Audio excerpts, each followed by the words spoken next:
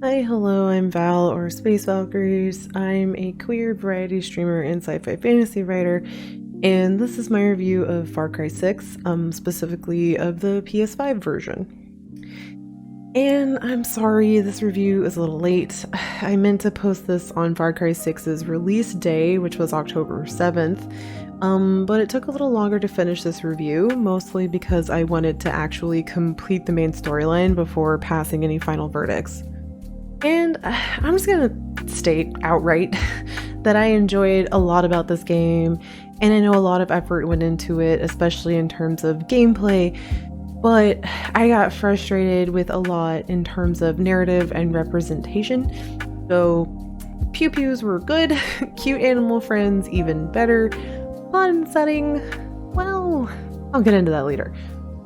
But first, do you like open world shooter games? Like really open world with lots and lots of side quests and side activities to do, like fishing, racing, and rooster Tekken, basically?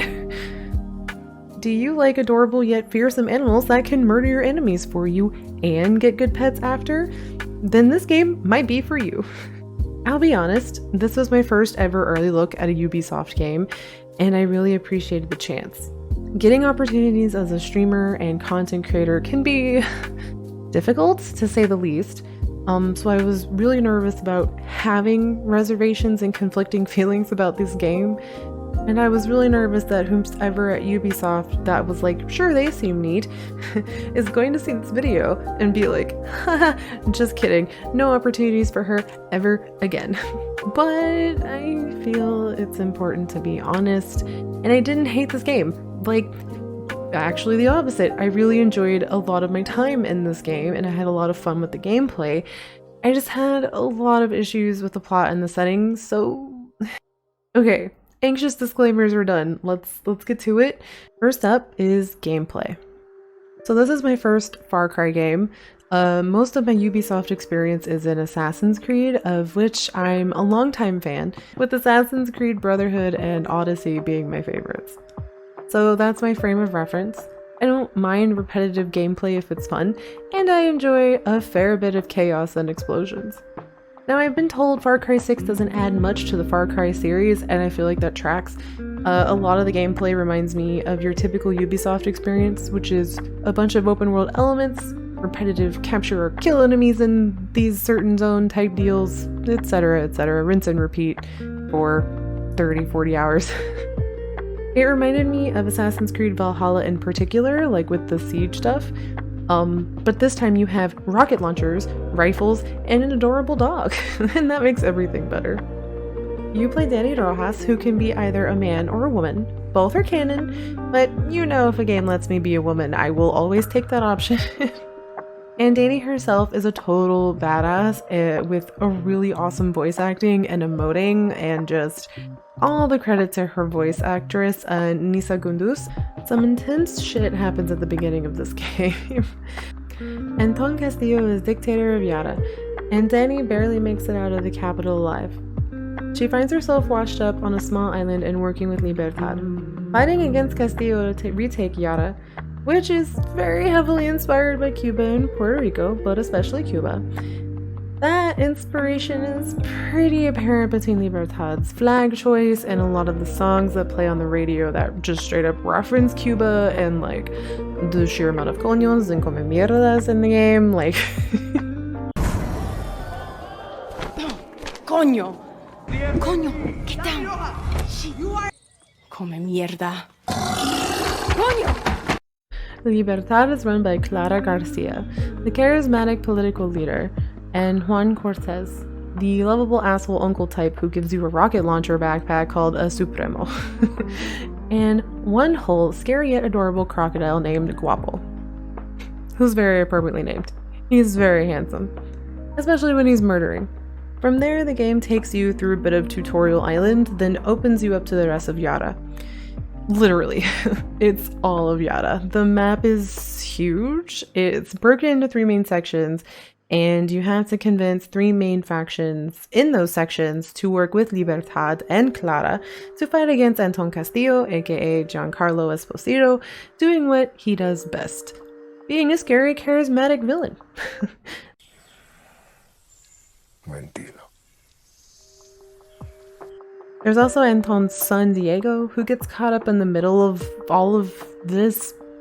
But I'm not really sure what the plot was doing with Diego. He's there. He's doing his best, I guess. Gameplay-wise, you can play on story mode or action mode. I stuck to story mode since I was in a hurry to review this, and I didn't really want a challenge in combat, I'm gonna be honest. You've got a lot of gun customization options, which you can do at any workbench and play around with. But I found myself sticking to my favorites: a rifle, a light machine gun, dynamite, more dynamite, and just firing off my super ammo to kill helicopters really fast. Also, fair warning, you are going to set so much stuff on fire, or be set on fire, or have enemies try to set you on fire, and usually they will succeed. It's gonna be a lot of fire. Oh, it's like a lot. There's also vehicle customization, and you can steal cars and planes and boats and horses and return them to safe spots and basically summon them whenever. There are races, but I wasn't interested enough to test them out. So if you want an overview of how the races go in this, I'm sorry, I can't give that to you. There's also cockfighting, which is basically Rooster Street Fighter, and it literally turns into a button mashing like fighter minigame. And yeah. There's also fishing and treasure hunts and Los Bandido operations that you can initiate and have running while you do other stuff. There's a lot of mini games and side quests and just extra little things to do. For PS5, since that's what I played on and what this review version is for specifically, I actually didn't have many issues. In fact, yet again, I really found myself enjoying what devs are doing with the PS5's DualSense controller and the feedback. You really do feel when you're riding a horse, or like when an army truck is passing nearby, the controller will rumble, or it'll rumble just like a little bit if the truck is kind of far away. Or if something explodes, which it inevitably will explode, the controller will rumble a lot. Like a lot. The right trigger will also feel heavier or lighter depending on what gun you're using. It'll either feel a little bit easier or harder to squeeze, but not uncomfortably so, and I'm pretty confident you can turn that off in the settings. But that whole haptic feedback thing is something I've genuinely loved about the PS5 experience lately. I even mentioned that in my Deathloop review for PS5 as well. It's just kind of a really cool extra feature. And you know, PlayStation, if you're watching this, I'm more than happy to, be sponsors. Just saying, I'm sorry, I had to. Moving on. But here's one of my favorite parts of the game. Your amigos, like Guapo and Chicharron and Chorizo. Chorizo, the cutest actual little sausage dog on the face of the earth, fictional or otherwise. He's just the cutest, and I love him with all my heart. Also, you can pet so many animals. It's like this game went and took the "Can you pet the dog" account on Twitter as a challenge. You can pet like horses, more horses, dogs, not even just dogs that are your amigos. Here's just a quick, very adorable compilation of pets. You're welcome. Good girl. Good girl. Good boy.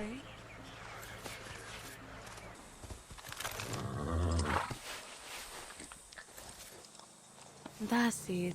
Good girl.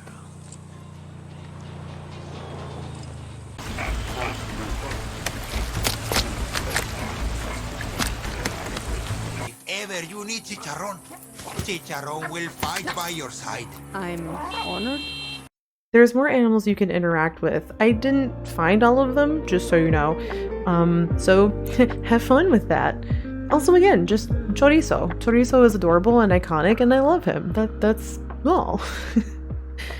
The game introduces you to Guapo, the crocodile, almost immediately, past like that initial tutorial section. Chorizo is also really easy to find, and you stumble across him relatively early in as well. It's like if you follow the main quest line, you'll run into him and you'll know, like, it's not off the beaten path or anything. But Chicharron took me a while because this quest is unmarked. Though in the Amigos tab, it'll, like, if you hover over Chicharron's profile, it'll say where you can pick that quest up. I just didn't notice that until like 20 hours in, so that took me a while.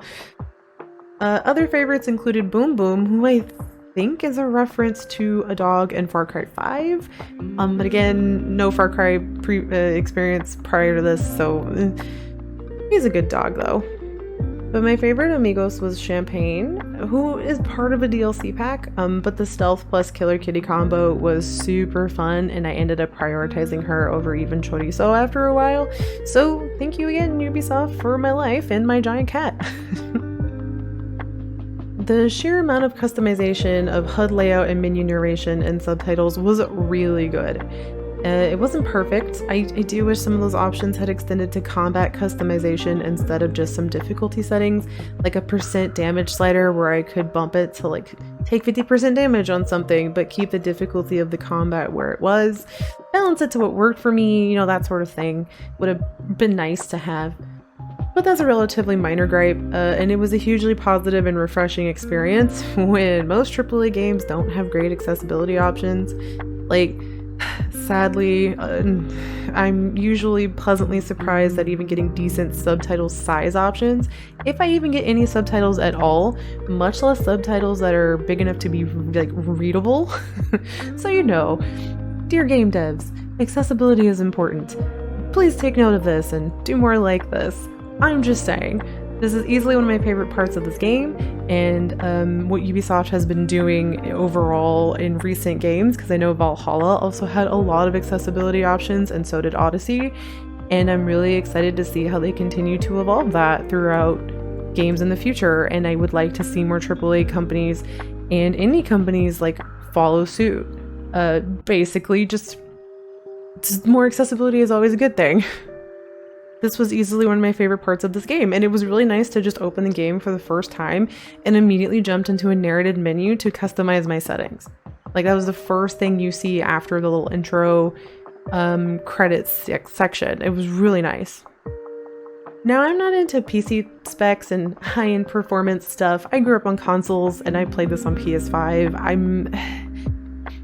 I'm not picky about 4K resolution and stuff like that, which is to say, I think this game is stunningly pretty, but my standards are as simple as, ooh, pretty water, and ooh, Godfrey is pretty.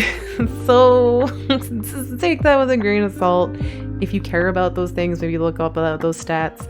I think it looks great though. Like, my experience in this game had a lot of times just me stopping and busting out photo mode because everything is really pretty and photo mode is super cool and fun. It did take a little bit of figuring out the controls for photo mode, but once I did, I had a lot of fun with it. Actually, now that I'm thinking about it, graphics and fidelity wise, I didn't encounter too many bugs. And I'm gonna be honest, I was expecting like a fair few. No offense to the game devs of this game, Ubisoft games are a bit notorious for it. Like, I'm an Assassin's Creed fan, I've encountered some bugs. And I played a solid 80% of this game pre-launch. It only had hiccups maybe a handful of times. It was a minor enough issue that I didn't really feel annoyed by it when it did happen. The game did make my PS5 emit like a lot of heat though. But that could have been because it was trying to render a very large map, which I'm about to get into, because seriously, why is this setting so huge? I understand the desire for big open world games, and I know Ubisoft has been trending more towards that, but sometimes there's such a thing as too big and too open and too repetitive. I wouldn't mind if each zone maybe had unique elements, but all across of Yara was pretty much just the same. Take out checkpoints, military bases and blow shit up a lot. Which, I mean, okay, that is fun. Like, seriously fun. But it gets stale after like 15 to 20 hours. Like, really stale. The game itself is probably 10 hours too long for just the main questline. There's a lot of main questline that feels almost MMO-esque, redundantly like, why am I running back to this place that I just was at? This is just padding your game at this point levels of like fetch questy, and that I started to struggle with a little bit. And then there's the main issues I have with the plot and the setting. The dissonance of this game being set in Cuba but not Cuba, while I can blow up helicopters with a backpack rocket launcher and murder my enemies with a crocodile. While the game is trying to have some sort of political commentary about a topic that is still relevant to how people view Cubans and like Latinx and Latina folks in general, I don't really have the words. I wish they hadn't tried to comment on serious stuff at all and just given you a setting to blow shit up in. Like, at least that would have been honest, because whatever the plot was trying to do, it just wasn't it. I'm being vague because this is a no spoiler review, but no. I will give the writers some credit. You can tell they wanted to be considerate, or tried to be. There was a sincere intent in there, and I could see it, especially in like very specific moments. But I don't think for me it ever would have worked when you combine it with the vibe of the game. And I know, Far Cry games are equally serious in topic while being irreverent and full of explosions in their gameplay. But just because that's a trend in your series doesn't mean you should keep it, or that trend applies to every setting in every game in your franchise without thinking through the message that you're sending with that. And to be fair to the writers again, because again, I know a lot of effort went into this game, there were moments I really, really loved. And I'll be honest, some of the Spanish and like the Spanglish made me happy in places, while other times the Spanglish was, I felt like someone who doesn't use Spanglish wrote it, just gonna be honest.